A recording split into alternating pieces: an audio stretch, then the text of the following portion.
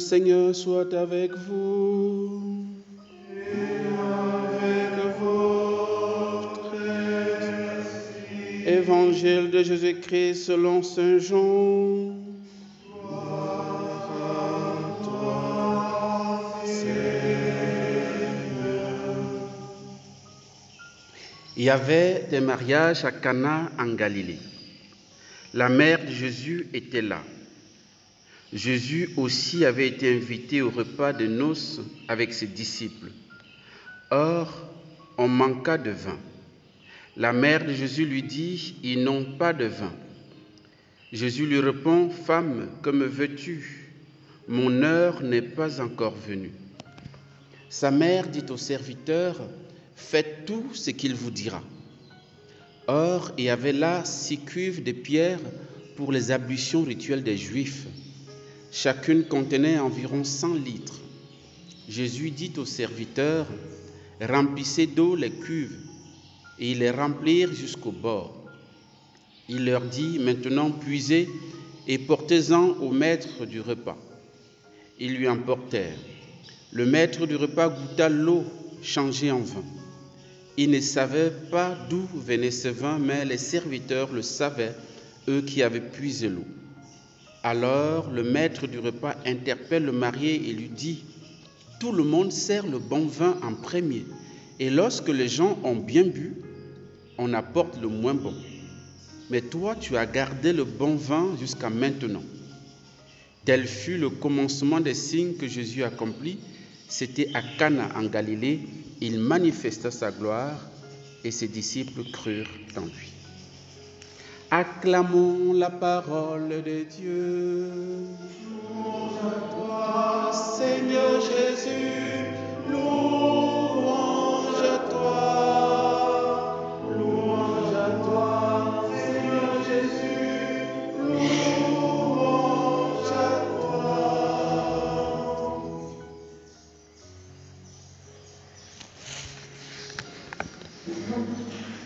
Réjouis-toi Marie, comblée de grâce, le Seigneur est avec toi. Tu es bénie entre toutes les femmes, et Jésus, le fruit de ton sein, est béni.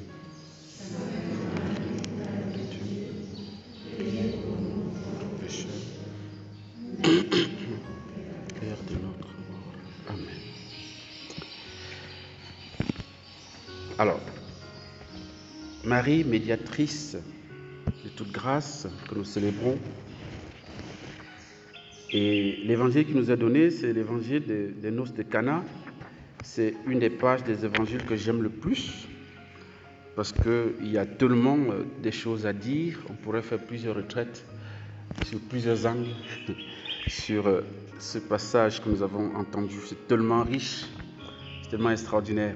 Et le lien qu'on peut faire avec la première lecture, c'est c'est l'intercession. C'est Esther, dans la première lecture, a risqué sa vie pour obtenir le salut de ses frères juifs qui étaient en danger de mort, qui étaient condamnés à mourir.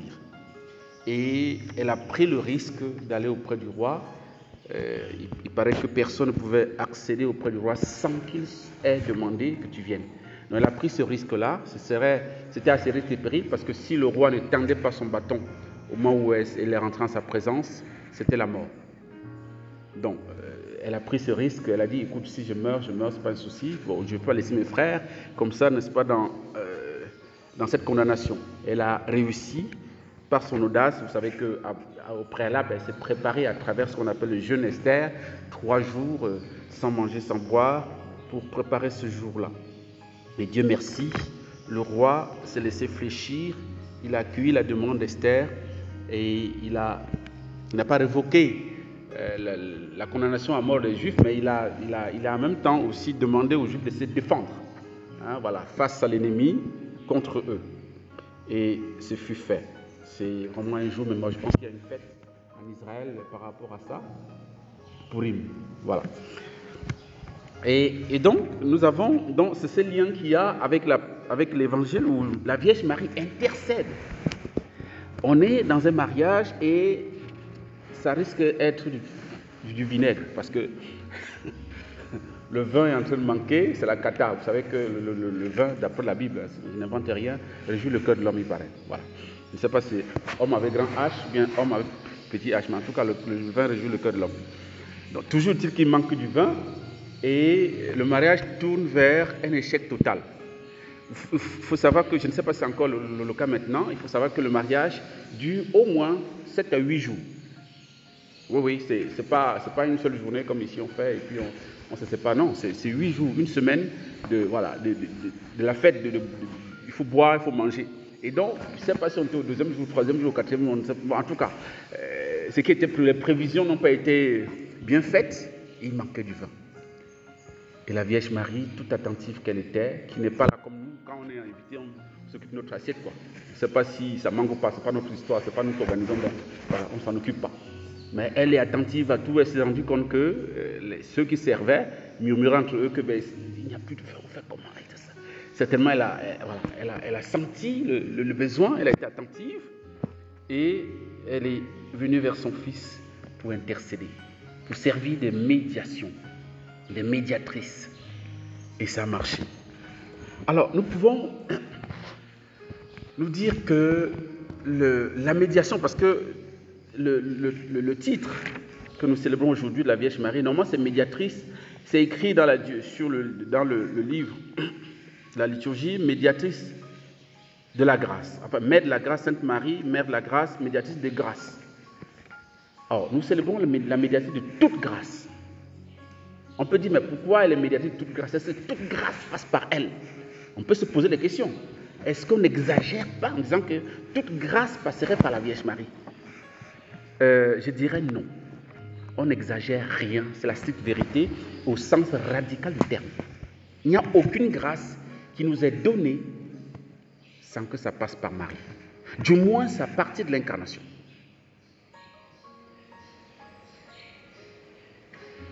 Il y a au moins 3 raisons à ça. Enfin, il y a plusieurs raisons à cela, mais on peut s'en tenir peut-être à 3. En regardant la maternité divine, en méditant sur la maternité divine de la Vierge Marie, parce que tout passe par là. C'est la cause principale de toutes les autres grâces de la Vierge Marie, ou bien de tous les autres titres de la Vierge Marie. Elle est mère de Dieu. Marie a enfanté Jésus, selon moi, 3 fois. Bon, vous allez me dire, mais peut-être que tu débloques, peut-être que tu as un problème. En tout cas, je sais au moins que Saint Augustin que nous avons célébré, en fait, que nous avons fait mémoire dimanche dernier, disait que Marie a enfanté 2 fois Jésus. Il disait, avant qu'elle enfante Jésus sur le plan humain, sur le plan biologique, elle a d'abord enfanté Jésus sur le plan de la foi. Par son oui à l'ange. Lorsque l'ange lui pose le projet de Dieu, lui présente le projet de Dieu, elle dit, je suis la servante de Seigneur qui me soit faite. Autrement dit, je donne mon oui. Et Saint Augustin dit, c'est le premier enfantement, que la Vierge Marie fait de Jésus. Elle enfante dans la foi Jésus. Et ensuite, il y a l'enfantement dans la chair, dont elle aura elle-même l'information à la visitation. Parce que quand elle va chez sa cousine Elisabeth, elle ne sait pas qu'elle est enceinte. Elle salue Elisabeth et puis elle est remplie du Saint-Esprit et puis elle se met à prophétiser. Comment m'est-il donné que la mère de mon Seigneur vienne jusqu'à moi? Donc, l'enfant est déjà là. Elle découvre aussi qu'elle porte déjà le petit Jésus dans son sein. Voilà. Voilà le deuxième enfantement biologique. Le 3e, c'est ce que nous voyons aujourd'hui. Jésus n'a pas encore commencé son ministère public. Jésus attend certainement le moment. Il attend le signal du Père. Que le Père lui dise, c'est maintenant, vas-y mon fils. Mais le Père n'a rien dit. Et donc la Vierge Marie, on dirait qu'elle est dans le sein du Père. On dirait qu'elle est en intimité avec le Père. Elle est au courant des secrets de Dieu, entre guillemets. Et c'est elle qui dit à son fils, mon ami, c'est le moment de commencer ton ministère. C'est le moment. Et c'est elle qui enfante Jésus dans son ministère public. Voilà le 3e enfantement de la Vierge Marie à l'égard de son fils. C'est elle qui dit, c'est le moment. Vas-y, tu peux y aller. Puisque Jésus est un peu hésitant. Femme, qu'y a-t-il entre toi et moi?